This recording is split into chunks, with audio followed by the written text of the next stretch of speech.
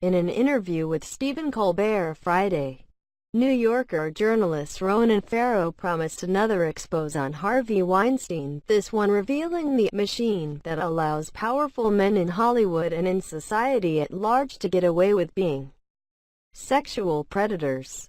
That promised story landed online Monday evening, and it details how the once powerful producer Weinstein paid private security agencies to collect damaging information on Rose McGowan, Annabella Shora, Rosanna Arquette and other women trying to come forward to share their sexual harassment and assault allegations against him. These firms also targeted journalists trying to expose those allegations, explained Farrow, who said he based his reporting on dozens of pages of documents and people directly involved in Weinstein opposition research. The firms included Kroll, one of the world's largest corporate intelligence companies, and Black Cube, an enterprise run largely by former officers of Mossad and other Israeli intelligence agencies, Farrow reported. Black Cube, which has branches in Tel Aviv, London, and Paris, offers its clients the skills of operatives, highly experienced and trained in Israel's elite military and governmental intelligence units, according to its literature, Farrow said.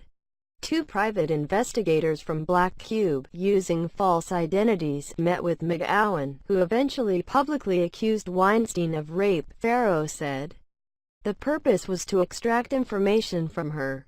One of the investigators was a former officer in the Israeli Defense Forces who pretended to be a women's rights advocate and secretly recorded at least 4 meetings with McGowan, Farrow said. McGowan's growing sense that she was being spied upon by operatives who initially struck her as friendly people deepened her sense of paranoia. It was like the movie Gaslight, she told Farrow. Everyone lied to me all the time.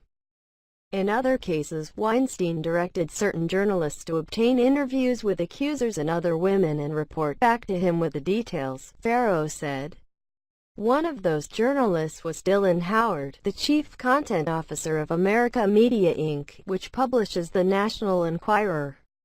A December 2016 email between Weinstein and Howard showed that Howard shared material obtained by one of his reporters. It was part of Weinstein's effort to disprove McGowan rape allegations.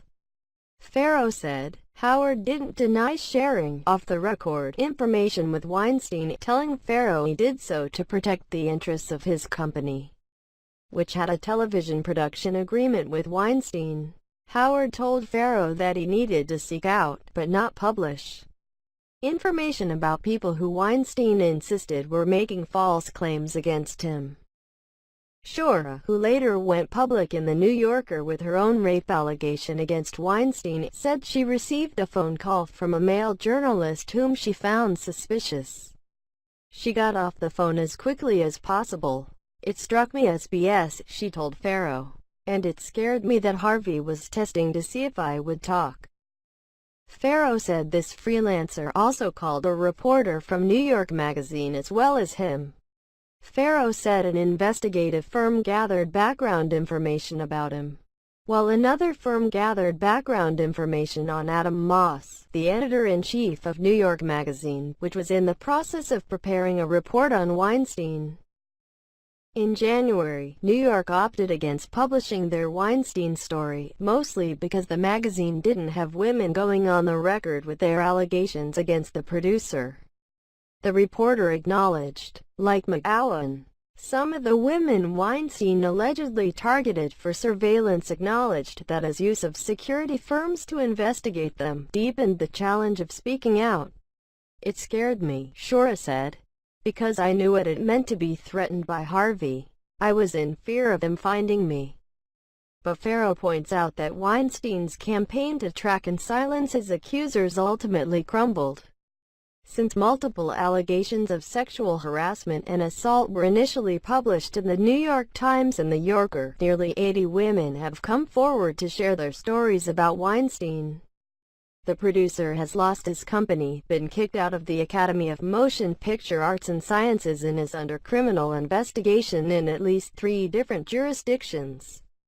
with New York City police saying they were developing a strong criminal case against him involving an actress's claim that he raped her 7 years ago.